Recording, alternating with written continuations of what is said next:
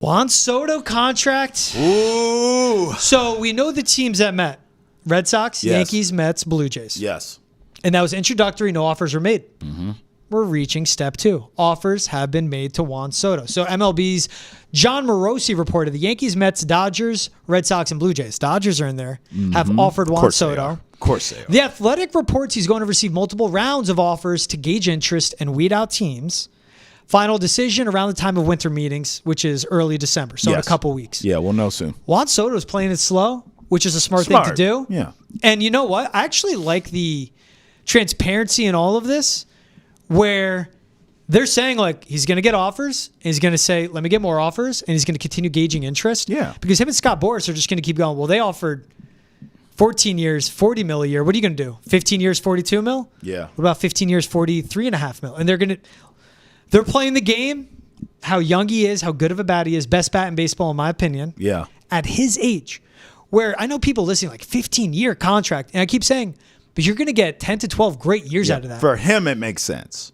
For a team, it makes sense too. Yeah. Because normally you would be getting 7, 8 good years out of that 15-year deal. No, you get more than majority of it That's done. what I mean. A team giving him that contract makes sense. In general, you're not a proponent of those type of deals. But for his sake, it does make sense. And I agree with you. And the Red Sox apparently, reportedly, have like upped the offer. Like they are not messing around with this either. Yeah, they're competitive with these other teams. Let me ask you this.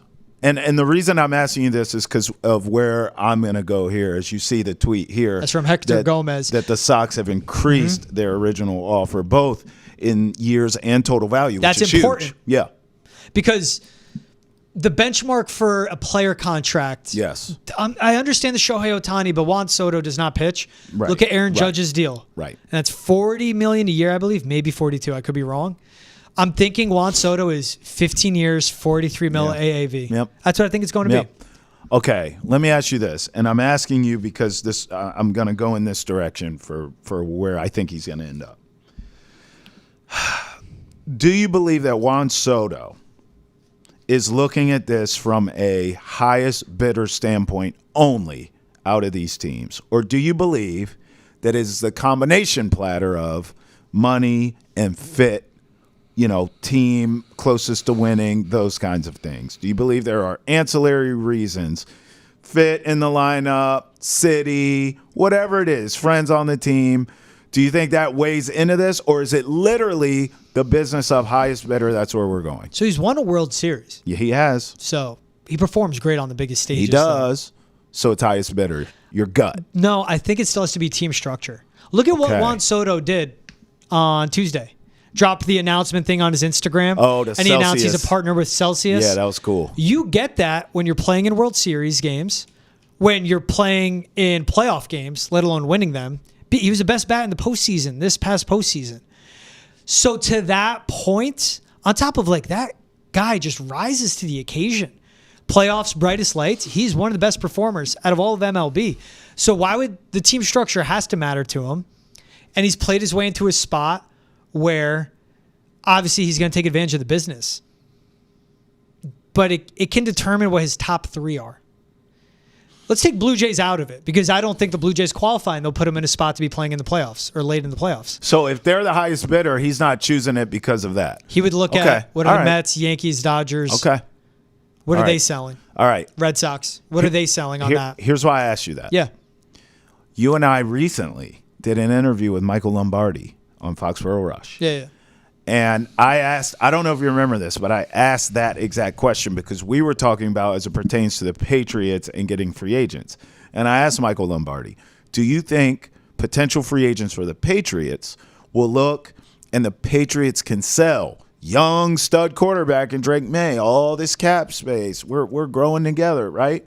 Restore the Patriots. And Michael Lombardi said, no, it's highest bidder. Like players don't care about that. All they care about is the money. That's why I asked you that. Because Boris cares about that. It's money, but he works for Sodo. Oh no, I know. Right? Yeah. If it's money and it's fit and it's those things you kind of alluded to, then the Yankees is where he's going back to. I would say Mets. No.